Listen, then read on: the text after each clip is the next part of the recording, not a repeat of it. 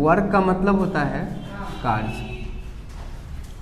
ठीक है, हम करते क्या है कि जब किसी बॉडी पर फोर्स एग्जर्ट करते हैं, ठीक है, कुछ फोर्स हम एग्जर्ट करते हैं, कुछ फोर्स ऐसे होते हैं जो ऑटोमेटिकली इस दुनिया में फंडामेंटल फोर्स के रूप में एग्जर्ट किए जाते हैं। जैसे कि किसके बारे में पढ़ा था तुम लोग?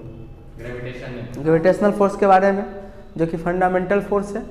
और कुछ फोर्स के बारे में बताए थे, जैसे कि इलेक्ट्रोस्टैटिक फोर्स फंडामेंटल है, मैग्नेटिक फंडामेंटल है, स्ट्रॉन्ग न्यूक्लियर फोर्स भी क्या है? फंडामेंटल फोर्स है। तो फोर्स किसी भी प्रकार का हो सकता है, चाहे हम अप्लाई कर सकते हैं, चाहे ऐसा हो सकता है कि हमारा जो फंडामेंटल फोर्स है वो उसके द्वारा अप्लाई किया जाए। तो अगर किसी बॉडी पे हम लोग क्या करते हैं कि फोर्स अप्लाई करते हैं और फोर्स के वजह से उसमें मोशन हो जाता है, मूवमेंट हो जाता है। क्या बात बोले? किसी बॉडी में फोर्स अप्लाई किया गया और फोर्स अप्लाई करने की वजह से उसमें मूवमेंट आ गया, यानी कि उसमें डिस्प्लेसमेंट हो गया। मूवमेंट आएगा तो डिस्प्लेसमेंट होगा ना, उसमें डिस्प्लेसमेंट हो गया, तब हम कहते हैं कि इस बॉडी पर वर्क डन हुआ है, अदरवाइज वर्क डन नहीं हुआ है। समझ में आ गई बात? तो लिखो when a force acts on an object, when a force acts on an object and the object move, और इसी को हम बोलते हैं और get displaced, then we say that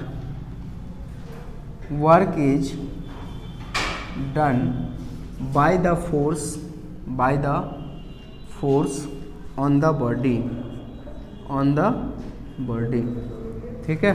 ये चीज़ अगर हम किसी बॉडी पे फोर्स अप्लाई करते हैं, बात को समझना है, लिखना भी है। अगर किसी बॉडी पे फोर्स अप्लाई करते हैं और फोर्स अप्लाई करने की वजह से अगर उसमें मोशन होता है, अगर उसमें डिस्प्लेसमेंट होता है, अगर उसमें मूवमेंट होता है, तो हम कहते हैं कि उस फोर्स के वजह से इस पर वर्क डन हुआ है। समझ में आ गई बात? कि किसी बॉडी पर वर्क हुआ है कि नहीं हुआ है कैसे डिसाइड होगा? उस पर हम फोर्स अप्लाई करेंगे और अगर मेरे वजह से उसमें डिस्प्लेसमेंट हो गया तो मेरे द्वारा उस पर वर्क डन किया गया है। एग्जाम्पल के लिए हम इस पर धक्का लगा रहे हैं।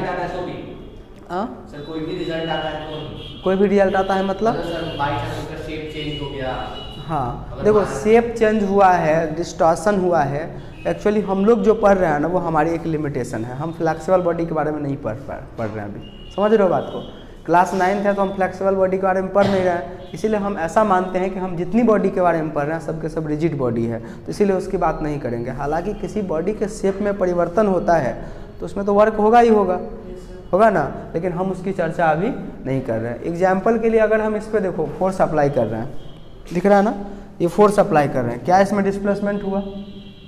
मोशन आया क्या इसमें? नहीं आया। क्या आया? नहीं आया। हम यहाँ पे फोर्स अप्लाई कर रहे हैं इस पर, तो क्या इसमें आया? डिस्प्लेसमेंट हुआ? नहीं हुआ। इसका मतलब फोर्स तो हम अप्लाई किए हैं लेकिन कोई वर्क नहीं हुआ है, वर्क यहाँ पर हुआ नहीं है, क्योंकि फोर्स के वजह से वर्क डन होना तब माना जाता है जब उसके वजह से डिस्प्लेसमेंट हो जाए। समझ रहे हो बात को?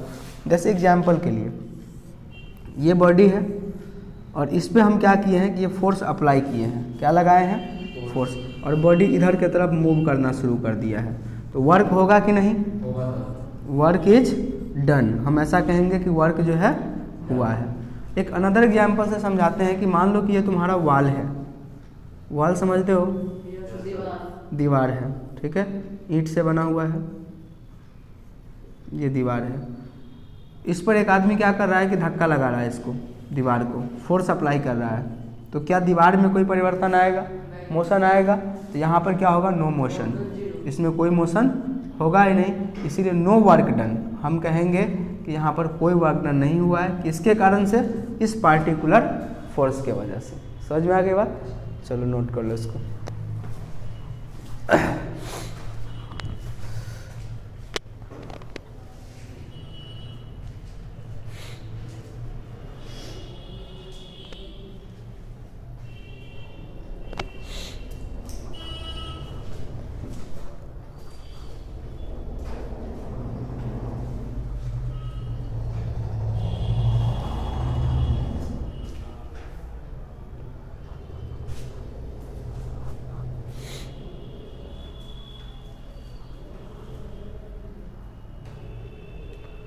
देखो बच्चे लोग हैं एब्सेंट रहते हैं, उसका क्या पढ़ाई होगा बताओ। तुम्हारा दोस्त कहाँ गया आदर्श कुमार? सर आते समय उसको फ़ोन किए थे, उसकी मम्मी उठाई फ़ोन, आदर्श नहीं आया था ठीक, तो बोली कि नहीं खेलने गया, आज कोचिंग नहीं जाएगा, तो बोलती है देख वो बोला ही नहीं है आज कोचिंग है इसका। पता ही नहीं था ना। कुछ 10th के बच्चों को फ़ोन किए तो उसके गार्जियन बता रहे हैं कि सर वो लोग कहता है कि कोचिंग ही नहीं है। सर बहुत आदमी को लगाते हैं, जब पेपर में आया ना कोचिंग संस्थाएं जब सब